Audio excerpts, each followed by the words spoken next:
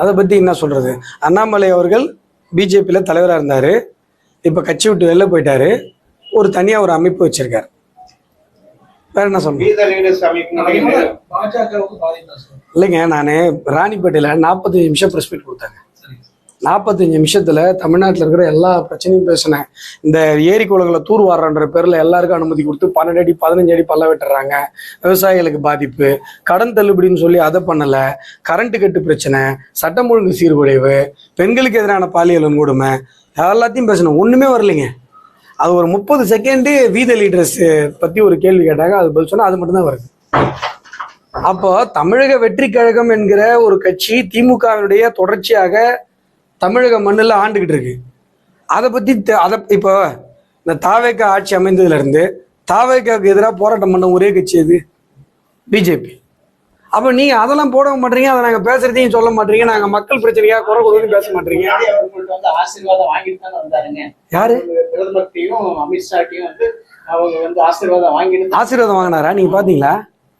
செய்திகள் வந்து என்னென்னோ நீங்களும் சொல்றீங்க, எங்களுக்கு ஒன்றும் புரியல. இன்றைக்கு தமிழக வெற்றி கழகத்தினுடைய ஆட்சி திமுகவினுடைய கோர ஆட்சியினுடைய நீட்சியாக இருக்கிறது. இதற்கு எதிராக நாங்க மட்டும்தான் களத்துல போராடிக்கிட்டு இருக்கோம். இன்றைக்கு நான் ஏற்கனவே சொல்லியிருக்கேன், மாநில தலைவராக இருந்த ஒருவர் தனியா கட்சி விட்டு போறாங்க, ஒரு அமைப்புக்கு போறாங்க, ஒரு அமைப்பு ஆரம்பிக்கிறாங்கன்னு சொன்னா கண்டிப்பா 4 பேர் போவாங்க. ஆனால் இது சித்தாந்தத்தில் அடிப்படையில் அமைந்திருக்கிற ஒரு கட்சி. அதான் சொன்னேன், பாரத் மாதா கி ஜெய் என்கிற ஒரு கோஷத்தை மனதிலிருந்து போட்ட ஒருவரால வேறொரு அமைப்பில் இருக்க முடியாது. ஏன்னா இது இந்திய தத்துவம் சார்ந்தது, இது தேசியம் சார்ந்தது. திருப்பூர் குமரன் அவர் வந்து வெள்ளைக்காரனுக்கு எதிராக போராடுறாரு, கையில தேசிய கொடியை வச்சிருக்காரு, தடியடிப்பட்டு இறக்குற நேரத்துல இந்த கையில இருந்த தேசிய கொடியை விடலை. அவருடைய உதடுகள் பாரத் மாதா கி ஜெய் என்று உச்சரித்துக் கொண்டது. அப்படிப்பட்ட ஒரு திருப்பூர் குமரனுடைய உணர்வு தான் ஒவ்வொரு பாரதிய ஜனதா கட்சிக்காரனுடைய உணர்வு. தேசியம் இல்லாத இடத்தில், இந்திய தத்துவம் பேசப்படாத இடத்தில், பாரத மாதா தெய்வமாக கும்பிடப்படாத ஒரு இடத்தில் பிஜேபியால இருக்க முடியாது, பிஜேபி காரங்களால இருக்க முடியாது. பிஜேபி காரங்களால இங்க மட்டும்தான் இருக்க முடியுது, மற்றும் ஒரு அரசியல் கட்சி கிடையாது. இது சித்தாந்த கூட்டம், இது ஒரு கொள்கை கூட்டம். நாங்க ஒரு கொள்கைக்காக பயணித்துக்கிட்டு இருக்கோம்.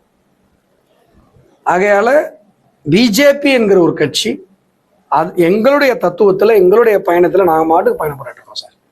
பாரத் மாதா ஜெய் அப்படிங்கிற அந்த முழக்கத்தை வந்து இதுக்கு முன்னாடி சுதந்திர போராட்ட காலத்துல காங்கிரஸ்காரங்களும் எழுப்பி இருக்கிறாங்க. பாரத் மாதா கி ஜெய் அப்படிங்கிற முழக்கம் வந்து ஒரு தனிப்பட்ட பாஜக அப்படிங்கிற ஒரு கட்சிக்கு மட்டுமே அதை வந்து அடையாளப்படுத்த முடியுமா? இல்லைங்க, நீங்க சொல்ல மாட்டீங்க. மற்ற கட்சிகள் நீங்க இல்லைங்க, நீங்க யாருமே பாரத் மாதா கி ஜெய் சொல்ல மாட்டீங்க. நாங்க சொன்னா ஏங்க அது உங்களுக்கு மட்டும்தான் சொந்தமாங்க, நாங்க சொன்னோமா எங்களுக்கு மட்டும்தான் சொந்தம்னு? இந்தியாவில் இருக்கிற எல்லாரும் தான் சொல்லணும். நீங்க இன்னைக்கு இந்தியாவில் இருக்கிற எல்லா அரசியல் கட்சியும் எடுத்து வச்சுக்கோங்க, அப்படியே லைன்ல வாங்க. யார் இந்திய தேசத்தினுடைய சொந்த அரசியல் தத்துவத்துல பயணிக்கிற கட்சி? Communist foreign ideology, Congress Fabian சோசியலிசம்ங்கிற ஃபாரின் ஐடியாலஜி, திராவிடம் காயின், அந்த திராவிடங்கிற வார்த்தையை அரசியல் தத்துவமா காயின் பண்ணதே கார்டுவலுங்கிற வெள்ளக்காரன். எந்த கட்சி இந்த தேசத்துக்குன்னு ஒரு சொந்த ஒரு அரசியல் தத்துவம் இருக்குமா? இருக்காது. உலகத்தினுடைய முதல் அரசை அமைத்தவங்க நம்ம, உலகத்தினுடைய முதல் அணையை கட்டினவங்க நம்ம. நமக்குன்னு ஒரு அரசியல் தத்துவம் இருக்கும்ல, மனுநீதி சோழனுக்குன்னு ஒரு அரசியல் தத்துவம் இருக்குல்ல. நம்முடைய இந்திய மன்னர்கள், நம்முடைய இந்திய நாகரிகம், நம்முடைய இந்திய பண்பாடு, நமக்குன்னு ஒரு அரசியல் தத்துவம் இருக்கும்ல. இந்த அரசியல் தத்துவத்தை பேசுகிற, அந்த அரசியல் தத்துவத்தில் பயணிக்கிற ஒரு கட்சி காட்டுங்க, பாஜகவை தவிர. எல்லாம் ஃபாரின் ஐடியாலஜி. யாராவது ஒருத்தர் கேட்டாங்களா சார் எதுக்கு இந்தியர்களுக்கு எதுக்கு சார் வந்து ஃபாரின்காரன் வந்து ஐடியாலஜி சொல்லி தரணும், பொலிட்டிக்கல் ஐடியாலஜி? அப்போ எல்லா அரசியல் கட்சிகளுமே ஃபாரின் பொலிட்டிக்கல் ஐடியாலஜில பயணிக்குதுன்னு சொல்லும் போது அவங்க கிட்ட எப்படி நீங்க வந்து பாரத் மாதா கி ஜெய் எதிர்பார்க்க முடியும்?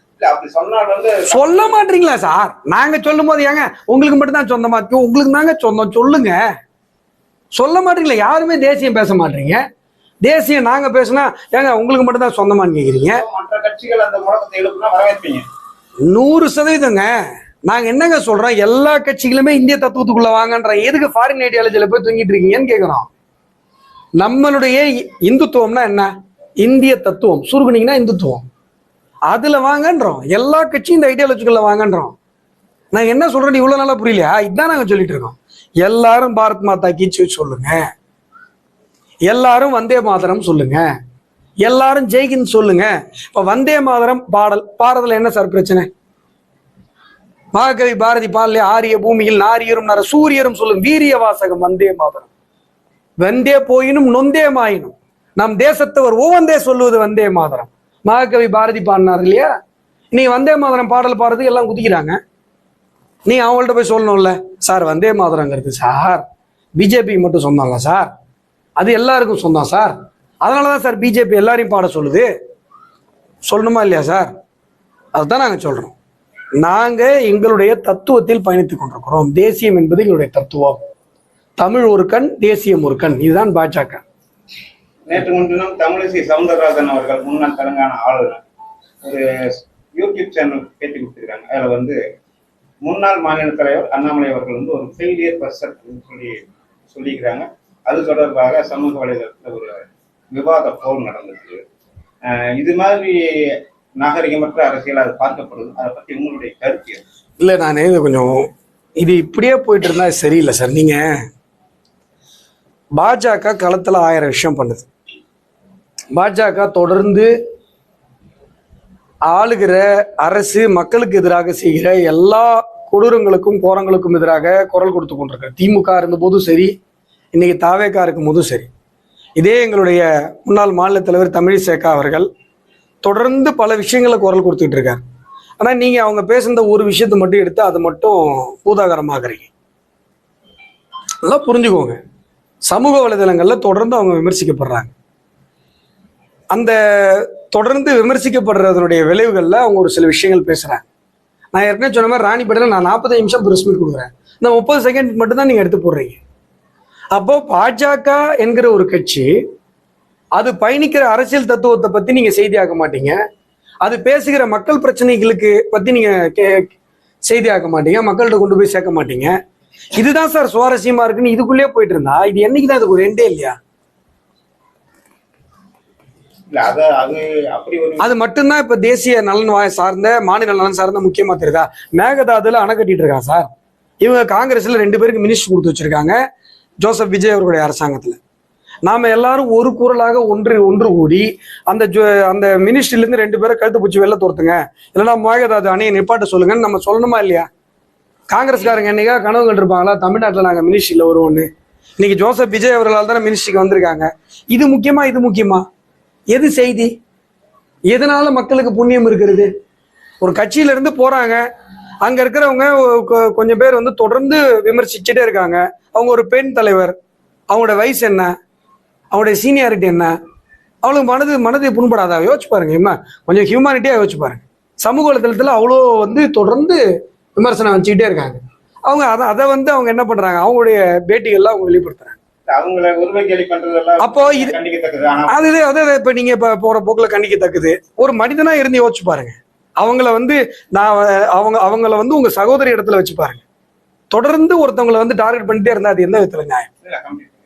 அவங்க சொல்றாங்களே, அவங்களும் கிட்டத்தட்ட 7 முறை தோற்றுக்கிறாங்க. அது அவங்களுக்கும் பொருந்தும் இல்லைங்க. நான் என்ன சொல்றேன், இந்த டிபேட்டுக்குள்ளே போகாதீங்கன்றேன். இந்த டிபேட்டுக்குள்ளே போகாதீங்க. அதாவது அண்ணாமலை அண்ணா வந்து பாஜகவில் இருந்தவரை பாஜகவை வளர்த்தார்.